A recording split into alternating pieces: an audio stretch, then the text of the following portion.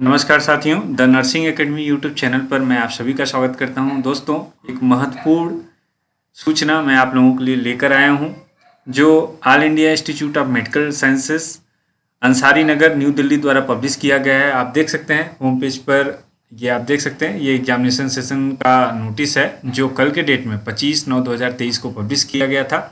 जो नॉर्सेट 5 का जो अभी एग्ज़ाम हुआ था और फाइनल जो रिजल्ट 22 सितंबर को डिक्लेयर किया गया, उसी से संबंधित है एक सूचना, महत्वपूर्ण सूचना है, जो सभी कैंडिडेट्स जितने क्वालिफाई हुए हैं, जिनको आगे सेकंड स्टेज के लिए अपीयर होना है, उन लोगों के लिए बहुत महत्वपूर्ण सूचना है। मैं सूचना को प्रारंभ करने से पहले उन सभी कैंडिडेट्स को हार्दिक बधाइयाँ देना चाहता हूँ जो इस परीक्षा जो स्टेज 1 था उसमें सफल हुए हैं। साथ ही मैं उन कैंडिडेट्स जिनका किसी कारणवश उनका सिलेक्शन नहीं हो पाया, स्टेज 1 को क्वालिफाई नहीं हो पाए, मैं उनको यही धैर्य देना चाहता हूं कि आप लोगों को निराश होने की ज़रूरत नहीं है। आप अपनी कमियों को देखिए, जहां पे आप जिस पोर्शन में आपसे गलतियां हुई हैं, जिस पोर्शन के क्वेश्चंस आप कम अटेम्प्ट कर पाए हैं, आप उस पर फोकस कीजिए। और आने वाले दिनों में और अच्छी वैकेंसियाँ आएंगी, क्योंकि नॉर्सेट जो एम्स है वो ऑल इंडिया लेवल पर जितने भी एम्स हैं उनके साथ साथ कुछ सेंट्रल गवर्नमेंट हॉस्पिटल्स हैं और उनके साथ जो टाई अप हॉस्पिटल्स हैं उनके लिए परीक्षाएं रेगुलर बेस पर कंडक्ट करा रहा है। तो आप लोगों को निराश होने की ज़रूरत नहीं है, अपनी पढ़ाई को कंटिन्यू रखिए और तैयारी पे पूरा फोकस कीजिए। आगे आने वाले दिनों में मेहनत कीजिए और आपको भी अच्छे परिणाम देखने को मिलेंगे। चलिए हम स्टार्ट करते हैं आज का वीडियो। आप देख सकते हैं information voucher for online application and allocation of institute on the basis of NORCET rank.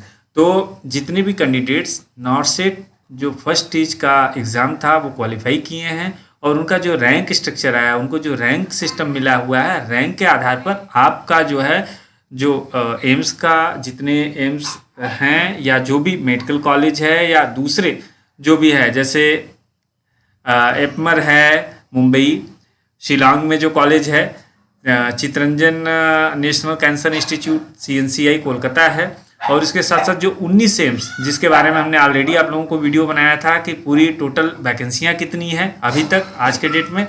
तो जो जिनको वैकेंसी से रिलेटेड कुछ कन्फ्यूजन है, आप हमारे यूट्यूब चैनल पे जाइए, वहाँ पे वीडियो 2-2, 3-3 हमने बनाया है, अलग अलग टाइप के पूरे एम्स को हमने कवर किया है। उसके साथ साथ एम्स न्यू दिल्ली द्वारा कंबाइंड रूप से पूरे कितने वैकेंसियां पब्लिश किए गए हैं ऑफिशियली, उसको भी हमने कवर अप किया है। तो आप वहां पर देख सकते हैं कि फाइनली वैकेंसी कितना है और चांसेस कहाँ कहाँ बन रहे हैं। तो आप लोग अपने सुविधा अनुसार आप उसको प्रेफर कीजिएगा, फर्स्ट सेकंड थर्ड प्रेफरेंस में रखिएगा, जो आप लोगों के नेटिव से नज़दीक हो, जहाँ पे आपको रहना पसंद करता है, जहाँ पे आप जॉब करना उचित समझते हैं, आप उस सिटीज़ को प्रेफरेंस में फर्स्ट सेकंड थर्ड प्रायोरिटी के अनुसार रखिए। तो ये आप लोगों को स्पेशली ऑनलाइन प्रेफरेंस भरने से संबंधित है। आप यहाँ पर आप देख सकते हैं इन्होंने इंट्रोडक्शन, एक शॉर्ट इंट्रोडक्शन दिया है जो नॉर्सेट से संबंधित है, और इसमें इन्होंने पूरा कवरअप किया है कि इसका नोटिफिकेशन कब आया था और उसके बाद कितने 4 सेंट्रल गवर्नमेंट हॉस्पिटल हैं जो नोटिस संख्या इतने के तहत इन्होंने अपना वैकेंसी डिक्लेयर किया था, और उनके यहाँ जो वैकेंसियाँ हैं उसका स्टेटस इन्होंने इसमें मेंशन किया है। उसके बाद इन्होंने दिया है कि जो स्टेज 1 का एग्ज़ाम था जो नॉर्सेट 5 का, वो कंप्यूटर बेस्ड टेस्ट के माध्यम से ऑनलाइन एग्ज़ाम हुआ था जो 17 सितंबर 2023 को हुआ था, और जिसका फाइनल एग्ज़ाम 22 सितंबर 2023 को डिक्लेयर कर दिया गया। तो जो भी कैंडिडेट्स इस एग्ज़ाम में क्वालिफाई हुए हैं उनको नेक्स्ट पैटर्न के लिए, उनको नेक्स्ट जो एग्ज़ाम है पोस्ट ये स्टेज 2 का, उसके लिए अपीयर होना है। वो अपीयर होने से पहले उनको प्रेफरेंस भरना है।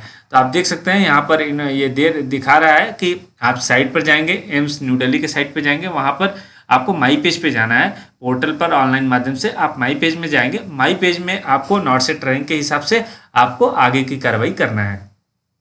The merit list of qualified candidates shall be determined based on the preference in CBT for NORCET 5 stage 2 mains. तो जो आपका ये जो स्टेज 2 का एग्ज़ाम है वो केवल क्वालिफाइंग है। जो आपका रैंक है, रैंक आपका जो स्टेज 1 का मेरिट है उसी के आधार पर बनाया गया है। तो जितने भी है आपका देखिए यहाँ पर पे लेवल भी दिया गया है और ग्रेड पे भी दिया गया है। इस पे भी दोस्तों हमने आपको वीडियो बनाया है, उपलब्ध कराया है कि आप एक नर्सिंग अफसर बनते हैं या तो स्टाफ नर्स के रूप में जब ज्वाइन करते हैं तो आपको सैलरी क्या मिलेगा, आपका ग्रेड पे क्या होगा, आपका वेतन का निर्धारण किस प्रकार से होगा, चाहे वो स्टेट गवर्नमेंट का हो चाहे सेंट्रल गवर्नमेंट का हो, तो हर जगह का करीब करीब बराबर होता है, केवल सिटी अलाउंस आपका बढ़ जाता है। तो पूरे डिटेल्स इसमें दिए हैं, आप लोग इसको देख सकते हैं। एलिजिबिलिटी के बारे में इन्होंने दिया है कि क्या क्या एलिजिबिलिटी क्राइटेरिया है आपका सेकंड उसके लिए, और इसके साथ साथ इंफॉर्मेशन जो नॉर्सेट 5 का अगला प्रोसेस है वो आपको ईमेल और एसएमएस के माध्यम से रेगुलरली आपको मिलता रहेगा। और अधिक जानकारी के लिए एम्स न्यू दिल्ली का आपका वेबसाइट है, उस पर आप विजिट कर सकते हैं। यहाँ पे एक इंपॉर्टेंट नोटिस इन्होंने दिया, allocation of AIIMS institute hospital shall be made strictly on the basis of NORCET rank. आपका जो नॉर्सेट में रैंक आया है उसी के हिसाब से आपको एलोकेशन, चाहे एम्स आप प्रेफर कर रहे हैं या दूसरे इंस्टीट्यूट है या सेंट्रल गवर्नमेंट के हॉस्पिटल्स हैं, आपका रैंक के आधार पर आपका एलोकेशन किया जाएगा as per qualifying criteria and NORCET 5 stage 2 mains published in the advertisement and available vacancies in different institutes and hospitals. तो आपका मैंने बताया कि नॉर्सेट 5 जो है आपका क्वालिफाइंग है, उसी के आधार पर जो आपका रैंकिंग सिस्टम है, रैंक के आधार पर आपको कॉलेज जो प्रेफरेंस देंगे वो एलोकेट किया जाएगा। अब देखिए यहाँ पे महत्वपूर्ण है प्रोसीजर आपका क्या है। Procedure, the complete process of application as per NORCET rank, offer, acceptance and reporting to institutes will be conducted in the following steps in online mode only. आपका जो भी ये नेक्स्ट प्रोसेस होगा वो थ्रू ऑनलाइन माध्यम से ही होगा। तो आपका देखिए फर्स्ट स्टेप क्या होगा, filling of choices, order of preference for allocation in institutes by candidate call to appear in NORCET stage 2 as per respective result notification. तो सबसे पहले आपको माई पेज में जाना है, वहाँ पर आपको स्टेप 1 फॉलो कर क्या करना है कि आपको इंस्टीट्यूट को प्रेफरेंस करना है, आपको ऑर्डर में देना है कि फर्स्ट प्रेफरेंस क्या है, सेकंड प्रेफरेंस क्या है, थर्ड प्रेफरेंस आप क्या क्या लेना चाहते हैं, और उस प्रेफरेंस के आधार पर आपको नॉर्सेट 5 के सेकेंड स्टेज एग्जाम के लिए आपको कॉल किया जाएगा। सेकेंड स्टेप क्या रहेगा, issue of admit card to appear in NORCET 5 exam, stage 2 CBT exam as per schedule only to those candidates who have completed step 1। तो ये उन्हीं कैंडिडेट्स के लिए जो स्टेप 1 का एग्जाम क्वालिफाई कर लिए हैं, उनका फाइनल एग्जाम डिक्लेयर कर दिया गया है एम्स द्वारा, तो उनको स्टेप 2 में आपको जो स्टेज 2 है वो एग्जाम के लिए आपको एडमिट कार्ड जारी किया जाएगा। थर्ड स्टेज क्या है, declaration of result of candidates qualified in नॉर्सेट।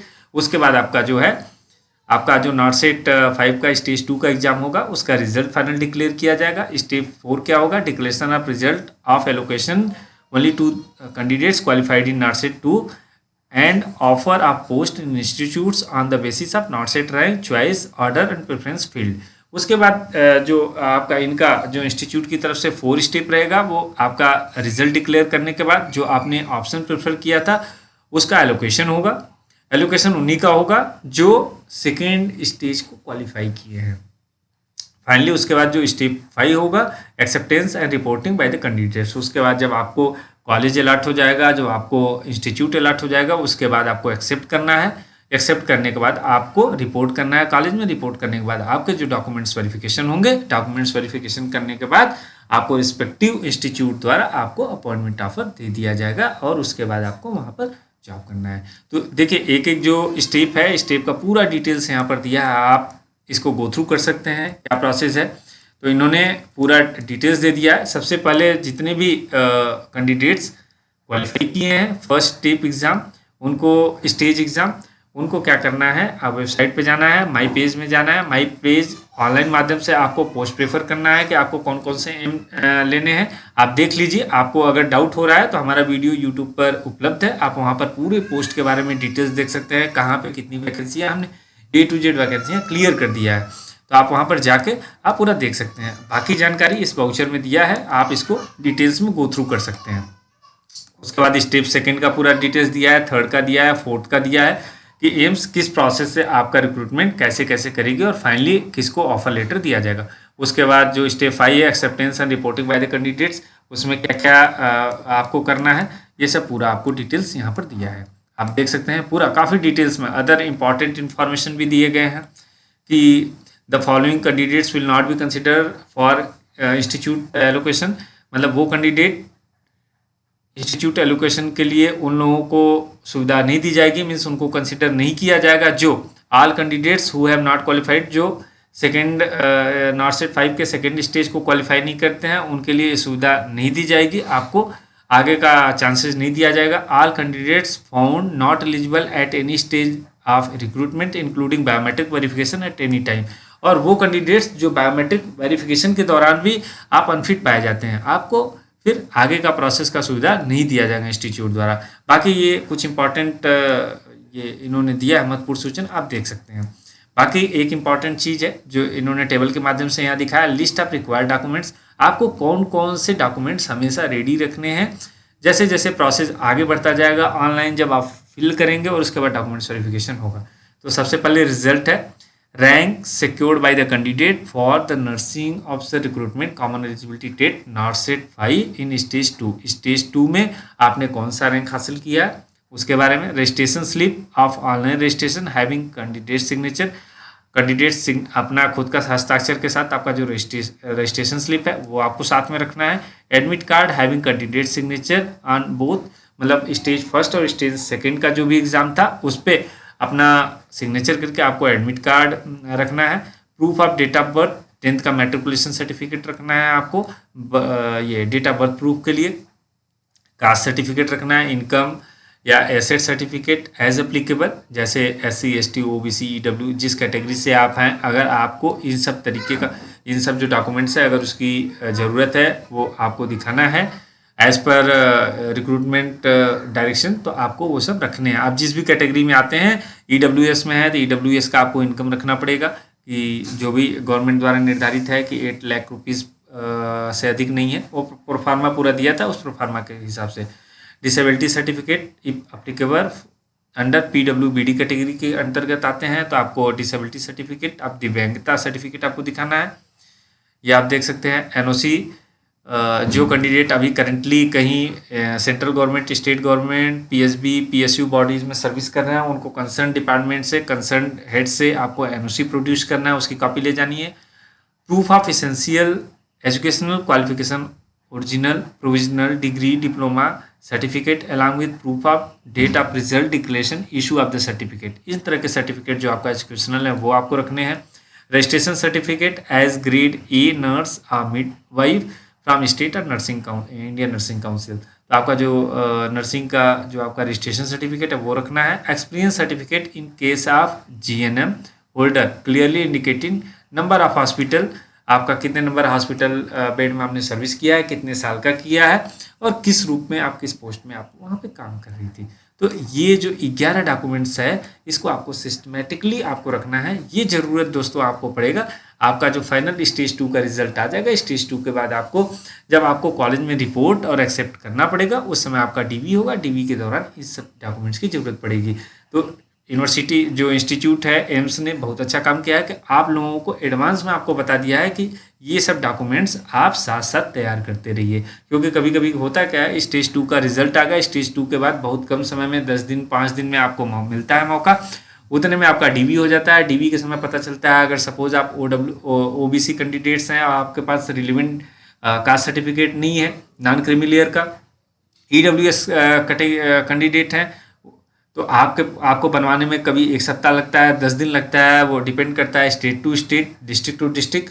आप ऑनलाइन माध्यम से अधिकांश जगह हो गया है, लेकिन फिर भी 1 सप्ताह का टाइम लग जाता है। तो ऐसे में आप लोग जिस कैटेगरी से हैं, जो भी आपको रिलेवेंट डॉक्यूमेंट्स तैयार करने हैं, आप लोग उसको तैयार करके रखिए, साथ साथ अपना स्टडी कंटिन्यू रखिए, जिससे कि आप आगे के प्रोसेस में आपको दिक्कत का सामना न करना पड़े और फाइनली आप अपॉइंटमेंट ऑफर अपने हाथ में पाएँ और उसके बाद अपनी जॉब की स्टार्टिंग करें। आशा करता हूँ हमारा ये सूचना, हमारा ये वीडियो आपको पसंद आएगा।